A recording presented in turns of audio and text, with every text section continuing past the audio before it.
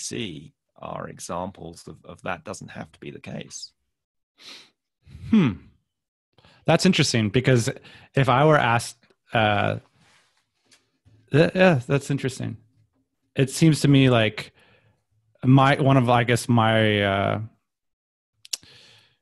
core beliefs is that the hard work element is pretty highly correlated with successful businesses. And that's part of that stacking. Like, I don't think she could have done that in the first year or the second. I think it was like in the third or fourth year, yeah, you can like take your foot off the gas. Because a part of it is like that business relied on her seeing something that no one else in the world saw. I believe, at least. And it's hard at that stage. I don't know. Here's an interesting question is, do we know entrepreneurs who like had that vision and just hired people right away who were able to see it too, and then just like almost immediately stepped away? Well, I think she helped her staff see the vision. That's what she talks about, is that she painted a clear picture for where they were going and what it was about. So sure. You have to talk to her about that. I don't want to speculate too much about. Oh, God. Okay, you just saw the real Dan Andrews. So you okay? Yeah, I'm okay. I have a difficult training schedule this week, so I was on the road for 3 hours this morning, and I just cramped on up. A bicycle. Yeah. So I have. So let's compression now we brought the socks bicycle. Now we brought the bicycle up. Let's switch gears into intuition and sports. Okay. We talked about. How much of this is muscle memory in our business that you just have to practice a whole bunch before you can get to do it intuitively. It's a better question for you. I mean, I got my own ideas about it, but you tell me. I mean, because that's an interesting. You mentioned that you used to play tennis, and maybe you still do play it. Well, here's the thing. Let's say, like, if you're a unexperienced entrepreneur and you don't really know what you're doing, I think it's fair to say we all know people that don't know how to yet start a business. How can their intuition be useful to them? Because that strikes me as like and this is why I brought up the sports analogies, because is intuition only valuable to people who've practiced a lot? So there's something that I learned about golf many years after playing it, which is that most golfers, and we wrote this down, my guess is it's about 95% of people that are on a golf course are not using their wedges correctly, which is the majority clubs that you use on a golf course. The same is true of a similar number with tennis players, because the correct way to use the tool and this is maybe it gets back to what you're saying about asking the correct questions of these tools, is not the intuitive way that an amateur would think about it. So if you pick up a tennis racket and I say, like, get this ball over the net, the way you're going to do it is not how the most effective way to do it. And that, to me, like, you're kind of at an inroads there. Like, it would take you a really long time to get to the correct answer, in other words.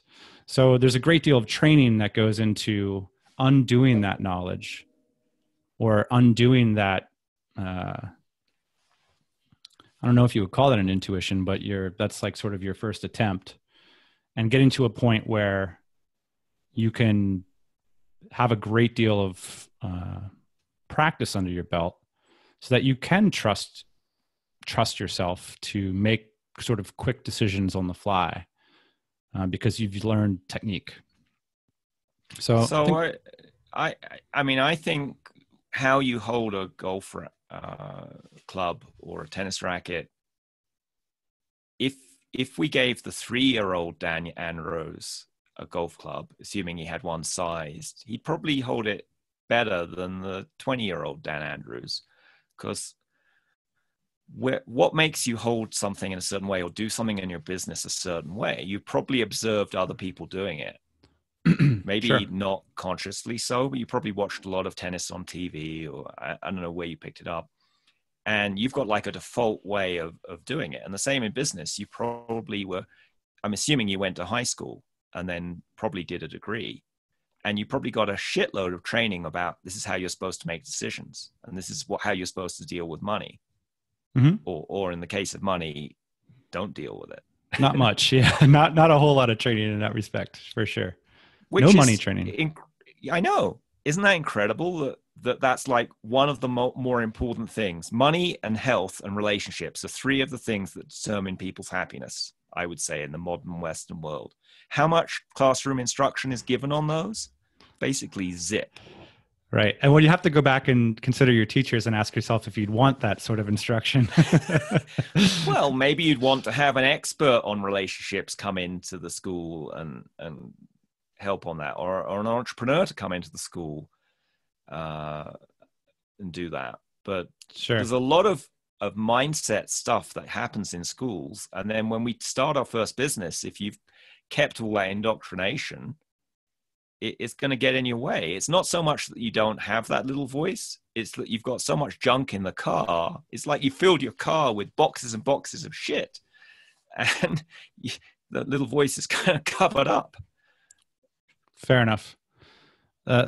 For me, But I think if you had someone who was a kid, they were a young kid and they were doing an entrepreneurial thing, often they're pretty good at running a business. If they're like a 3 or 5 year old kid, they're very creative and imaginative, and they're really in touch with their intuition. And maybe they need a little training to understand how to, how this money thing works or whatever.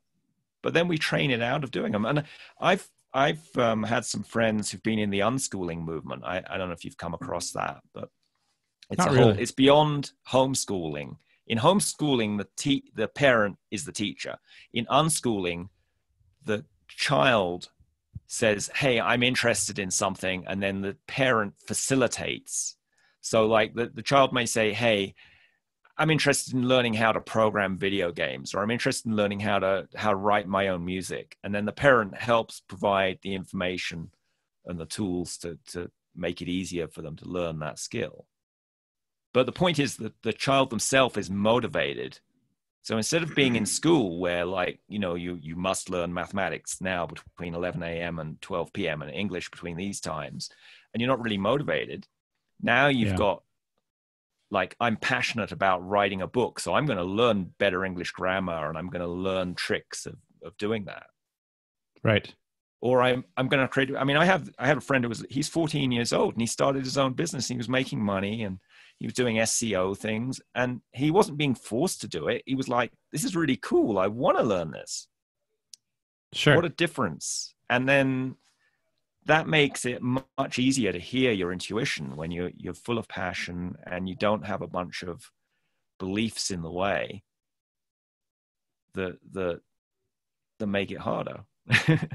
So sure. Coming back to your question, is it possible for someone out of the gate to listen to their intuition and create a business that doesn't involve them working incredibly long hours? I think it is. Is that common right now? No. Because we've set up a system of education designed to turn out automatons who will work as employees in factories and in the military, right? Why was education created in the United States? About I agree with 120 years ago. It was designed to create good soldiers and good factory employees. Sure. I agree with that. And still is. That's true. Because if you're a factory owner or a general of an army, do you want people who are listening to their intuition and are coming up with creative ideas? Well, these days, maybe you do, but back then you didn't. Sure. I agree with that. I think I went off on a slight rant tangent. Well, I'm trying to decide whether I should start talking about how much I hated school or not. Oh, apps. Sure. I think I'm going to have the same level of vitriol as you are expressing. I mean, I don't have anything great to say about my formative education, really. I don't think. But just imagine if either you or some other child didn't go through that kind of schooling and they wanted to create their own enterprise. Well, so I can imagine that. So there's this great book that I loved as a kid. It's called Ishmael.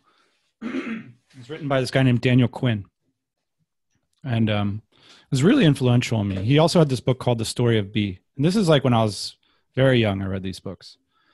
And he proposed this idea, essentially, of apprenticeship, which is that you learn by doing, and that these things are know-hows and that you learn from the master, and that you follow your passion, and that you just don't need school. Like if you just let kids go figure it out, they will figure it out. And to me, this is very appealing. As you can see, it's manifested itself later in my life. Excuse me. And part of the reason I think this is so fascinating is that I think entrepreneurship specifically is a skill set as well. And that's one that I learned by doing it. Yes, I did uncover kind of a creative, or I seek novelty. I like to make things. But I also think that there's a great deal of skill involved, and that skill for me was learned in the sort of, I was blind to these skills. You know, I didn't have them within me at all. I had potential to learn them. And so that to me is a very important source of knowledge as well, is know-how and the practice of doing the work. And that to me is something that's really stuck with me, not only through those books, but in my uneducation as well, from following schedules and listening to authority and all that. But that doing the craft, you know, doing the work itself is as a source of knowledge, as opposed to reading accounts of the knowledge, which is something that I'm also extraordinarily passionate about. In fact, maybe more so. And that's important to note, that particularly for people listening to podcasts and people reading our blogs and stuff like that, is that's only a very small part of the bargain, I think.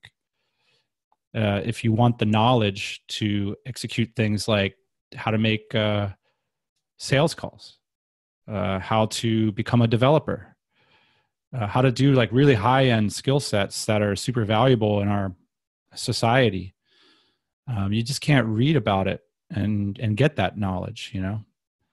And so that's something that I think about when I think about intuitive knowledge, is that you make 100 sales calls, and then you make 500, and then you make 1,000. And then all of a sudden you hear a client on the phone kind of say a certain thing, and it's all of a sudden, boom, I know where this is going. I can see the opportunity here. And I think that, I guess when I think about developing your intuition as an entrepreneur, I think about that repetitive action, or that with conscious action, of course, but also putting yourself through it many times. So that you can see all the different small facets and you can react quickly when you do see them. So I don't know. That was a bit of a rant myself. There you go. I think there's great value in practicing, and you can also say, what would it take to accelerate my learning for this skill, whether it's sales or programming or managing people or creating a vision for a team or whatever. You know, what would it take to learn this skill 10 times faster, and see what your intuition says to you? And in the case of sales calls, some of it is being conscious. I mean, I've been through a bunch of sales training. I did Sandler sales training and a few other ones. And one of the things they want you to do is to do a debrief after each call. You kind of write down, what were the good things I did, what went wrong. So you become conscious of what you did in that sales call, so you can do it better the next time, instead of just blindly repeating it. So that's a way to accelerate the learning. And then just meditating on it. You know, what would it take to have a great sales call with this particular individual today? And one of the maybe harder things to do would be to put yourself in a situation where you're receiving critical feedback from a master, or someone who's willing, maybe not quite a master, but someone who knows more than you. And that's a situation you can put yourself in through an apprenticeship or a job. I think many entrepreneurs, or a mastermind. And I think many entrepreneurs are loath to put themselves in this position because it hurts sometimes to see things that you don't want to see about yourself for whatever reason. And, you know, I remember. Why does it hurt to get that feedback about something we don't see about ourselves? Because if we could figure that out, we could grow so much faster as entrepreneurs. Sometimes, you know, I don't know the grand answer, but there's a smaller one that if you can rearrange the stakes, it often becomes, it's less a liability and more of an opportunity. So if the stakes are, I could double my business if I become a great salesperson. And if you can rearrange those incentives in your mind, then all of a sudden it doesn't hurt at all. You just can't wait to have somebody tell you something that you're deficient in terms of that sales call. Whereas I think if we're not as focused on what we're trying to accomplish, because a lot of us might use our businesses as, like we were talking about earlier, they might use your business for a completely different aim. The goal you might do it as a recognition of self or fulfillment, or, you know, those things can be quite complex if you're getting critical feedback. But if all of a sudden you're just trying to double your sales, or you really want to become a great salesperson, it can be a lot easier to receive the feedback. So in a mastermind setting, you know, it wouldn't probably be wise to walk in and say, how about everybody just openly critique what I'm doing? Because then it's not as, it's harder to receive the feedback, and it's not as focused on something that you can rearrange the incentives clearly on. Like, I clearly want to do this, and I'd love to hear what I'm not seeing here. And yeah, so that's maybe a little hack for the listeners. Hopefully I said something somewhat useful to your listeners. I feel bad. I feel like I'm not, I don't want to be wasting people's time with my drivel. I don't think you're doing that. And I think many people listening have similar concerns to you as to, you know, how can I trust my intuition more? What exactly is this intuition thing? So it's all valuable to dig into this. And the other thing that occurs to me with practicing sales skills or hiring skills or whatever, part of that is like becoming conscious of all the steps and the subtleties in it. And part of it is being able to practice over and over, you know, the actual mechanics of it.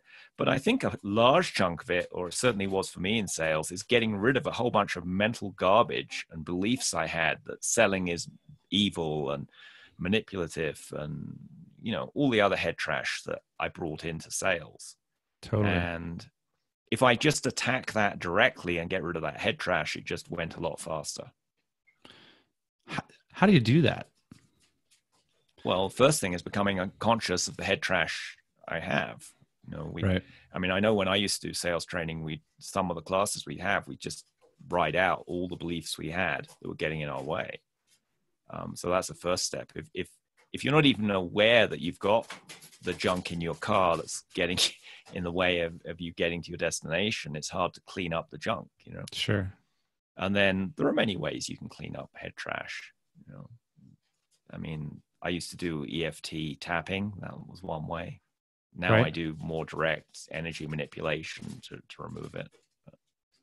Or you could just ask, what would it take to remove it? Because that not only accesses your intuition to say, here are ways I might remove it. It also, just by the act of asking the question, it starts to put more light onto it and start to dissolve it. Right. In my view. I don't think I'm that good at it yet, but I think it's challenging for everybody listening. And that's why we're going to such great lengths to develop tactics and strategies to do something about it, you know? And it also comes down to identification as well. Part of the reason I didn't want to do sales training is because I didn't want to identify as a salesperson. I had to, God, my family might think I'm a salesperson. Yeah. And that's real.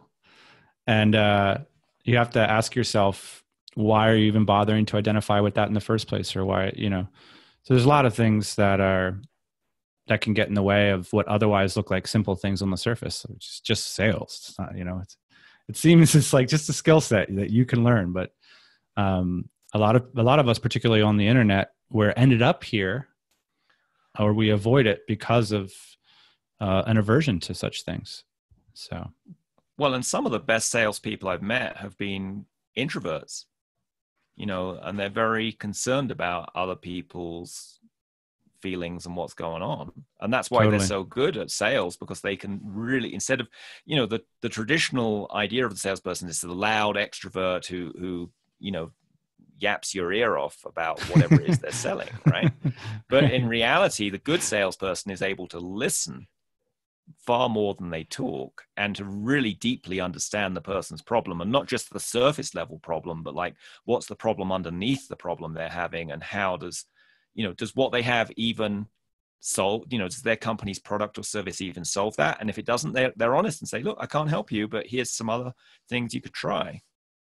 They're more of a consultant than a salesperson. Totally. It's totally true. And you know this through software sales, is that the bigger check that they're writing you, the more consulting's involved. So in other words, it's a relationship. Like no one just gives you $1 million check. They give you $1 million check, and then you work with them for 9 months. And at any moment, they're not going to pay you because you have some crappy terms with them because it's $1 million deal or whatever.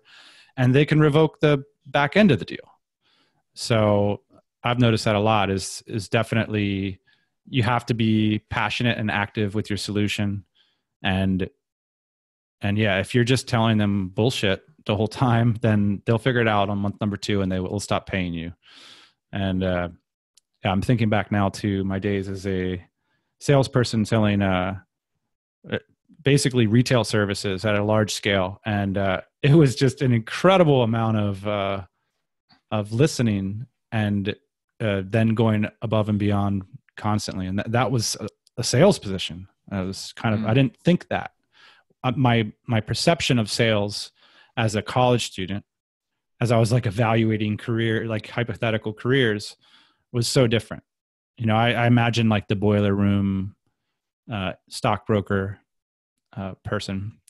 But if you look at the best salespeople, like everybody has that idea of the boiler room stock salesperson, but the best salespeople are actually the hedge fund managers, and they have a much subtler approach to getting people into their pipeline. Well, to paraphrase that quote from that ancient Chinese philosopher, the best salesperson, you don't even know they were there. Exactly.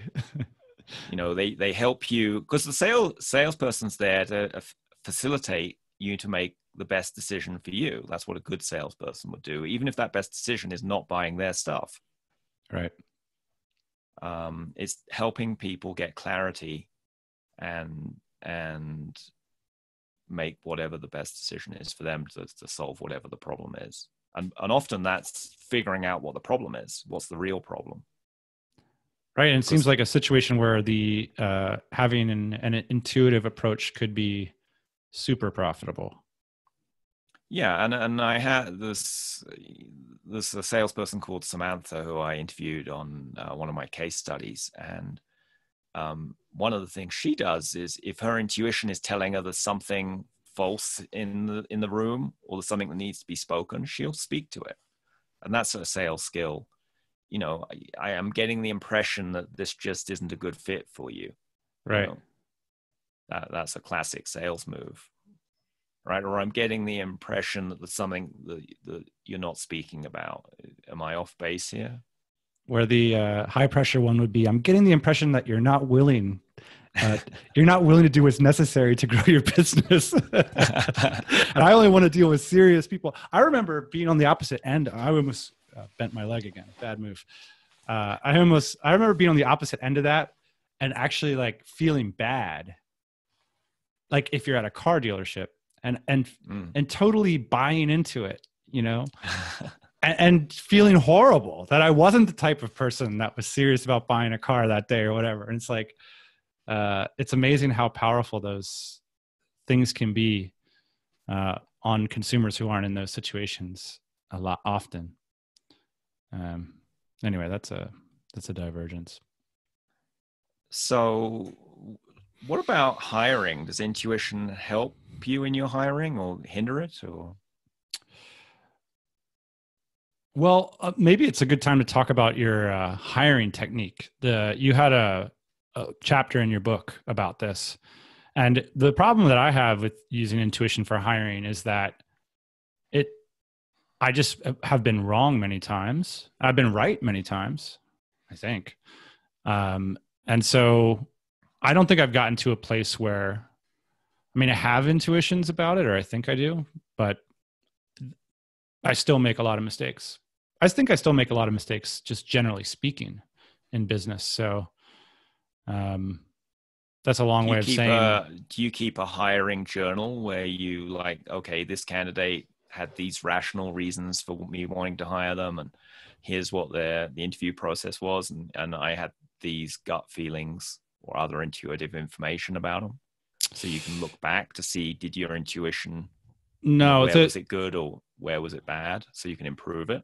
No, so far the most useful framework that we've found is looking past a lot of traditional indicators that it's tempting to look at: charisma, whether they remind you of your best friend, whether you want to be friends with them, whether you want to have a beer with them, whether there's all these sorts of things that are very tempting to look at, whether they went to a really nice school. One of the things that is sneaky is, have they worked at a really awesome company?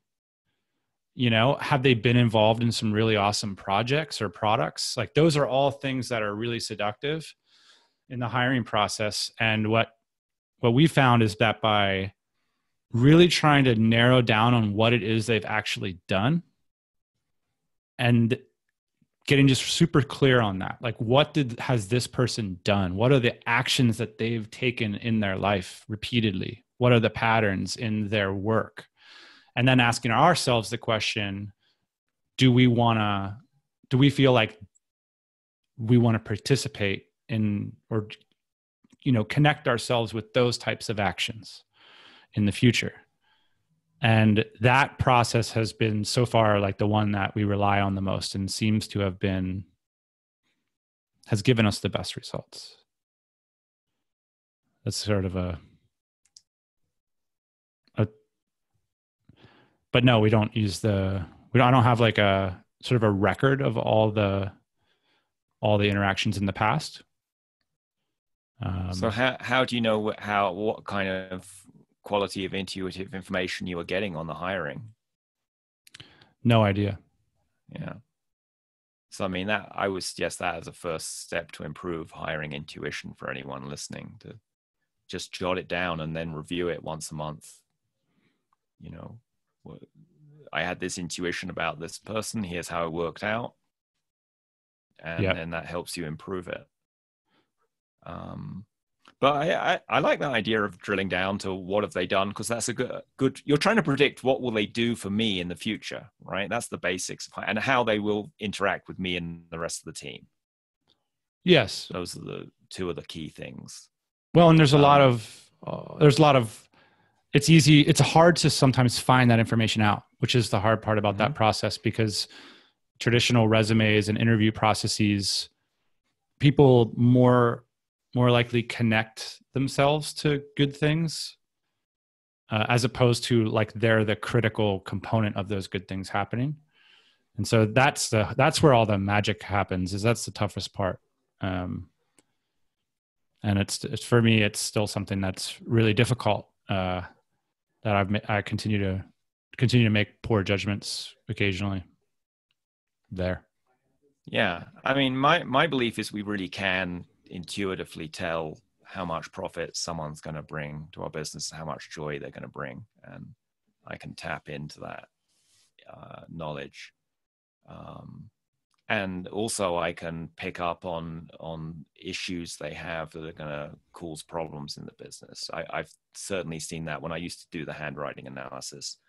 I would clearly see people who had issues, because one of the beliefs I have is that business is very analogous to a family, and that the CEO is the mother or father, and the employees act as children or other roles, and people often react out the family dynamics they haven't resolved in their own personal growth and life. And I don't want drama queens or kings in my business, as an example. And I used to get those, but I learned how to pick that up as an example. So you used to be more comfortable with more drama, essentially, but that didn't contribute to the goals that you had for your business. Right. I think I had a family dynamic where I was used to or comfortable with that kind of behavior, people playing the victim or whatever the exact role was. And I needed to clean that up in myself so I could see more clearly, oh, this potential employee is not going to be the best fit for the team. I see. That's a tough one. That's a tough one to start looking at. I suspect there's a lot there. Yeah, well, it's sort of analogous to the dating thing. You know, when you hire someone, it's a bit like dating someone without the sex. You know, because you're going to spend a lot of time with that person probably.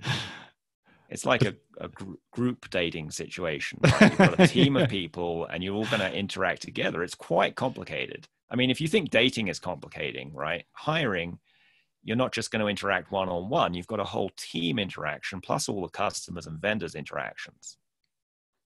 Totally. It's 100 times more complicated. That's one of the reasons why it's hard. One of the reasons why on our team, everybody talks to each other individually every week. Mm-hmm. And we don't have three ways, so to speak. There's a scandal, three ways. Because when you add a third person to the conversation, there's already politics happening. And by politics, I mean, there are things that you can't say, in the presence of the third person for good reasons, some bad reasons. And it's nice to be able to have that, one-on-one where you're just like, here's what I'm doing. Here's what you're doing. Here's, make your own connection. In other words, as opposed to it's always around a official meeting table. And so giving your employees a back channel, I think is a really great thing. It's really useful for them. So, and for me too, as a manager. Well, and with 3 people, you have twice as many relationships as you do with 2 people. Because with 2 people, you have the relationship between A and B, and then you have A's relationship with himself and B's relationship with herself. With 3 people, you've now got 6 of those lines if you draw out a little diagram. 100%. And then you have 4 people, it goes up, even more, And by the time you get to 10 people, it's so many possible relationships and interactions, both verbally and energetically, that you can't control it rationally. I like that visualization of it. Yeah. That makes a lot of sense to me. That's why meetings are so difficult to get things done in meetings, or it's a whole other skill set. Yeah. And that's why I like to, before I do a meeting, set what my intention is for the meeting. Right. So I'm clear what I'm trying to create there. And I probably verbalize it at the meeting too. And here's the agenda, here's the goal, here's why we're here. Right. But so I've been in meetings where people, and this is like a little challenge to people listening, just consider having a 1 minute of silent meditation at the beginning of any business meeting to clear out any crap that's going through people's heads that they're bringing in to the meeting from somewhere else. I like that. And that can make quite a difference. And it can be quite uncomfortable to do because people do you still go to meetings on a weekly basis? I have one-on-ones with my direct reports. That's what I currently do. Okay. But I don't have an office, so I don't do in-person things unless I'm at a conference. Nice. But I rarely do either. Yeah, but maybe a group. I know some companies have like an all-hands meeting.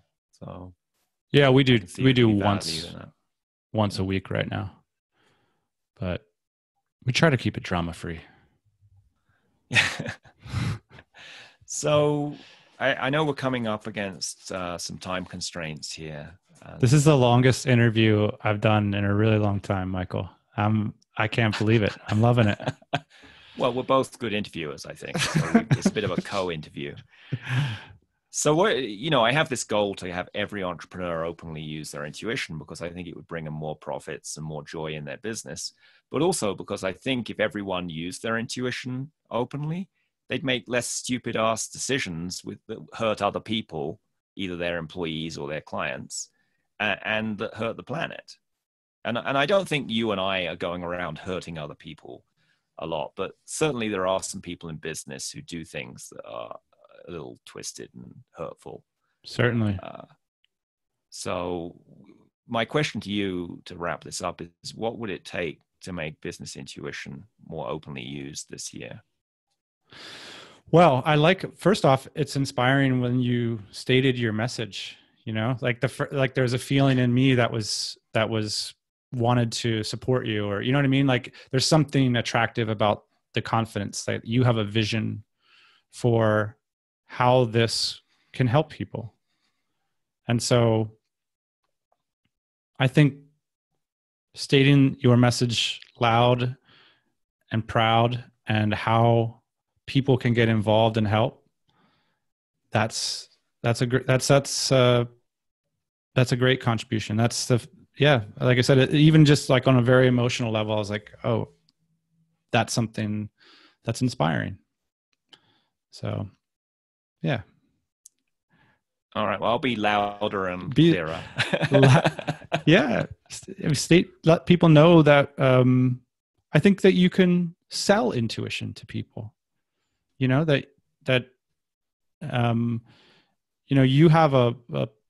an idea of what this is and how people can incorporate it and make the world and their businesses a better place. I want to know more about that. I think that you don't have to, let people like me talk about it so much. I think, I think I'd like to hear more from you about, why you believe in it and how we can use it. So that's inspiring. So I don't know. Great. I haven't thought this through. You're putting me on the spot. But I think that's the idea, right? The key insight to elucidate you, to bring out things you hadn't even thought of. Yeah, and I think that was what I felt is like when, and I think everybody is different, but when you stated what you saw as the value of it, it's something that it's like a leadership element, because it's like, wow, he sees something here, and that's an attractive quality. So there you go. I think you're doing it right here.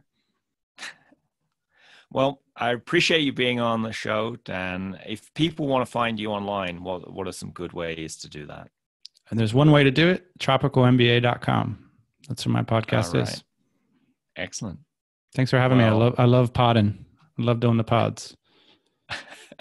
Very few people ask me to come on their podcasts. So it's nice to be asked. Great. All right. Thank you. Cheers.